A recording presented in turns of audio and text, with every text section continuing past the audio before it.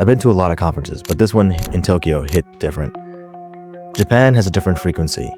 You feel it in the room before you hear a single word. But what really hit me was the question behind it all. What are we really building? Step inside the SuShi Tech Tokyo 2025 and meet the people shaping tomorrow.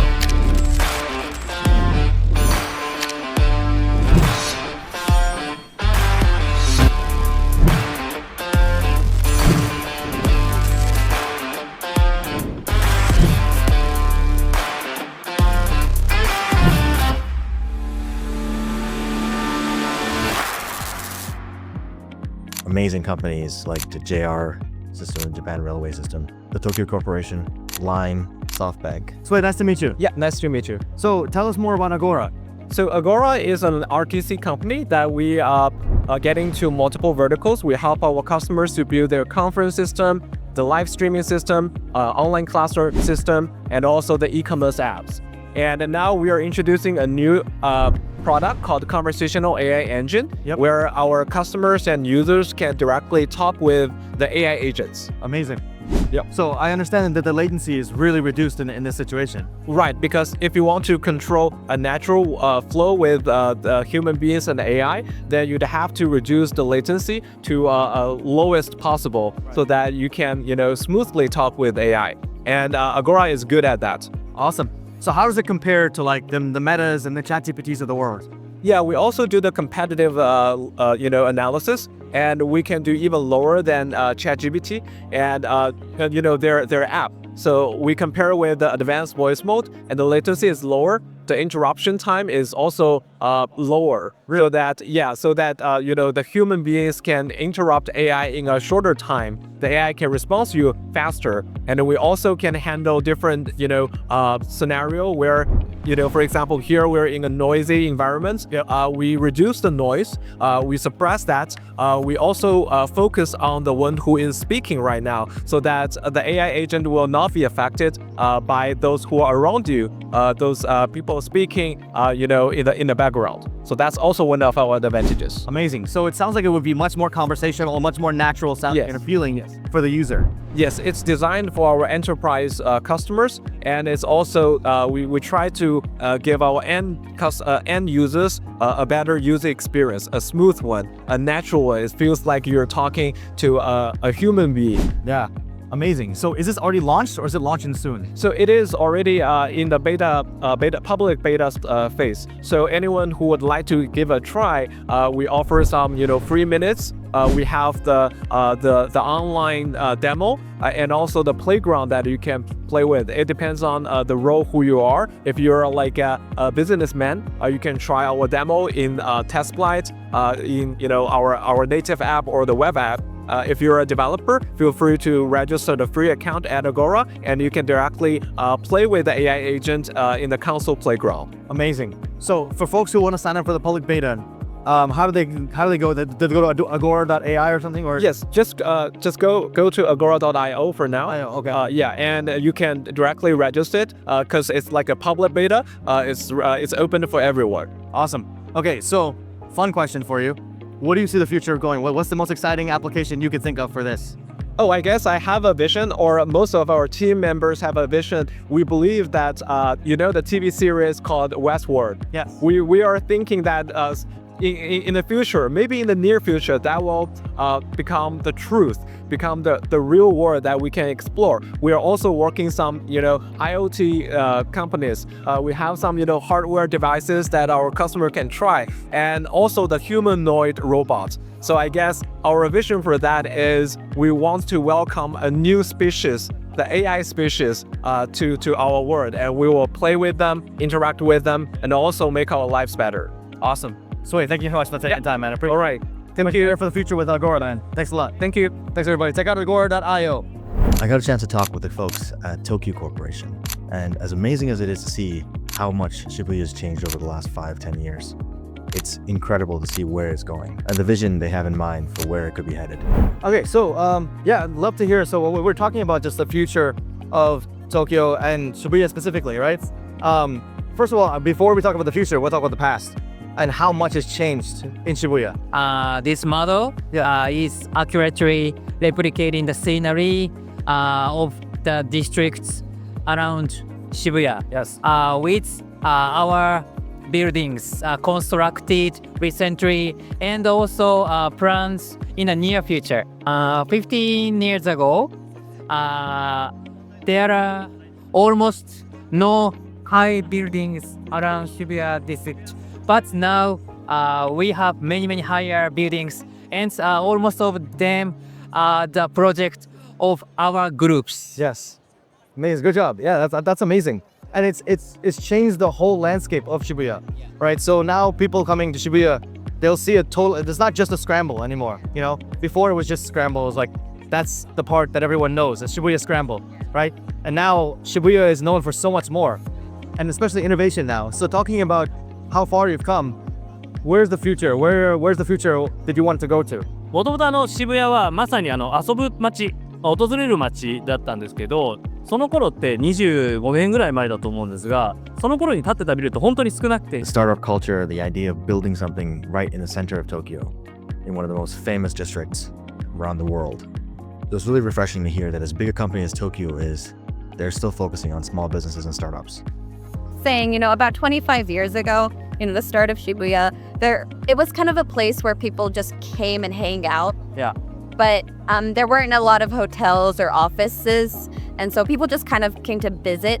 And now, thanks to all the development going on, we have more hotels, more office buildings, and so people started to stay in actually stay in Shibuya, not just come and visit, but actually stay in the place. Yeah. And so thanks to that, things kind of started to change, and because we have office buildings and places to actually work now, that kind of began like the whole beginning for the kind of IT AI kind of start of Shibuya. Yeah. And we have Google as a tenant. Well, actually they do. As a major tenant right now. The Japanese subsidiary is one of their main tenants, and so that kind of became like a whole beginning of this whole IT kind of mind in Shibuya area. So we're trying to do more co-creation and more innovations with them and those kind of players. Yeah. So we're kind of in the phase of trying to, create a whole bigger community and trying to create new things going on, I guess, if that makes sense. No, that made perfect sense. And so I know he mentioned, Kyoto, but Roppongi and other places. Yeah. So why? I guess kind of answer my question a little bit, but why Shibuya? Why choose Shibuya for this hump? これはかなり私の個人的な感覚もあるんですけれども、やっぱりその海外の方からすると、例えばアニメに出てきたりとか、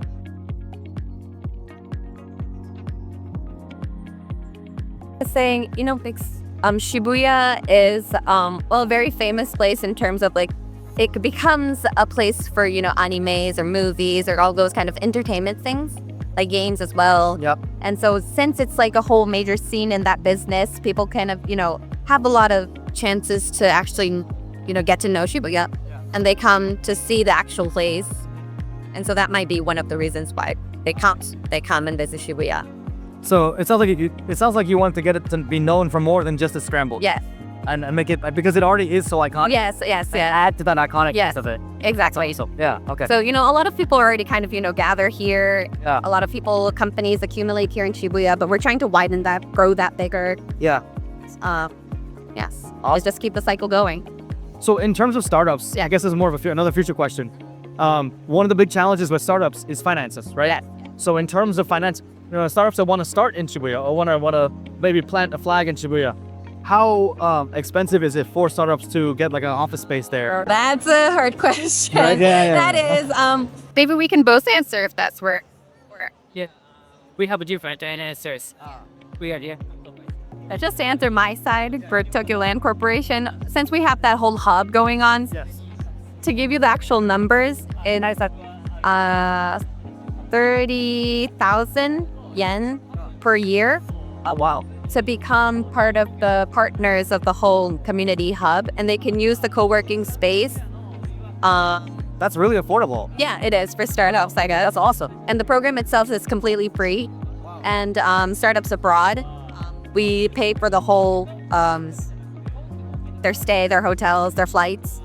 So we're trying to do a startup-friendly community. That's awesome. Yeah. That's amazing. Okay. Holy crap. But other office buildings, I'm sure they're pretty expensive. Not too affordable. Sure. Yeah, no, of course. Yes. That's actually amazing. Yes. Okay. And Sakura Stage, I believe, a building that The floor is that. It's one of the most expensive regarding the price of the floors. So, but this matter seems to be mainly her company's field. Sure, yeah. But we are the same group. Yes. So I wanted to write an article as a same group, Tokyo group. Okay. But we have some programs to boost startup companies such as operating the labo for startup companies located nearby Shibuya. I see. Yes. Okay. Awesome. Cool. So, a more personal question for this then. So I guess for you, what's the most important thing you want to see in Shibuya in the future? You personally, not the company, but you personally. Or maybe the most important thing you're excited about. それでいくと、東急グループが一番の拠点は渋谷なので、 so he was saying he wanted Shibuya to become the most exciting, the most, the best place to work, and the best place to live. It's like residentially. Yes. In Japan itself. Oh wow. Okay. So that's like a big future goal for both groups, I guess. Gotcha. Awesome. And what about you personally? Like, what are you excited about? What do you Personally, want to see? well, to align with what he said, I'd love to see Shibuya to become a more exciting, a more lively place, more than now. It is, though. It is. And it is as of now, but I'd love to see a little more excitement. And, like I said, I'm in charge of the whole startup co-creation, so I'd love to see startups go, big startups to grow from Shibuya area, become unicorns, decacorns. Yep. So I'd love to see that happen someday. Awesome. Yeah. Cool. Well, thank you guys all so much. Appreciate it. Arigato. Hey, appreciate it. That mentality wasn't only shared by Tokyo Corporation, though. Cities all around Japan, Kyoto, Yokohama, Osaka, Kobe, even places like Akita and Ehime, they're trying to build a strong startup culture, attracting people, visitors, and residents from all over the world to come visit and come explore their All right, areas. I'm here with Nagamatsu-san from Line. This company is amazing. It's always it's pretty huge in Asia. It's not as big in North America, but it's really huge in Asia. And I'd love to know from Nagamatsu-san, how is Line still innovating and still growing right now? Oh yes. Maybe as you know, now our company provides Line apps, a very famous, very popular chat tool in Japan. But already Line apps, everyone uses Line apps, so we have to create more innovative business or innovative service. Yeah. So we have to collaborate a lot of startups or SaaS. Yes. So how are you incorporating businesses into the Line atmosphere? And what has that been meaning for you guys? I think a lot of people think the Line company or Yahoo company is very new company. That our company is already old company already. Yeah. Because 14. I didn't realize it's been 14 years. yeah, 40 years. Wow.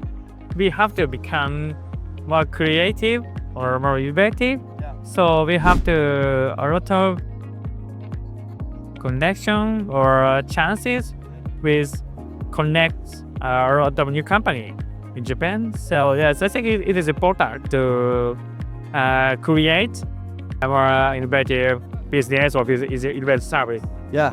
Awesome. I think that's a great point of view because, like you said, you have to keep innovating, keep creating new services.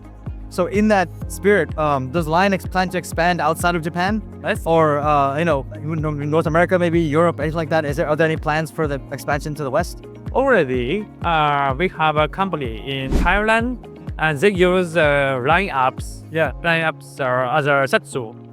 Yes. So I think we have a lot of chances in Southeast Asia. Yep. So yes, so we need to create more business in that country. Yeah. Yes. Because I mean, right now, so WhatsApp obviously is bought by Meta, right? And people don't like Meta. Yeah. Yeah.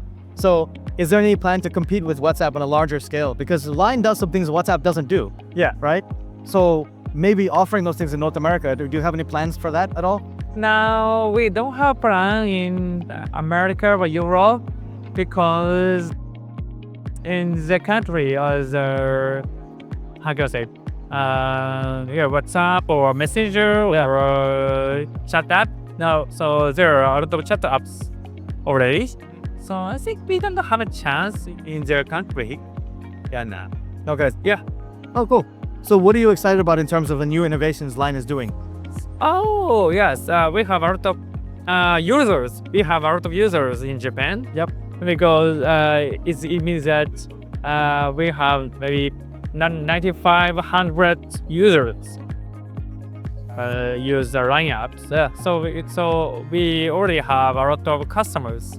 So if we start a new business online apps or on the customers, it is more easy. It is easier to access or contact their customers. Yeah. So I think it is very important and some points on creating new business. Yeah, in my country, in my capital.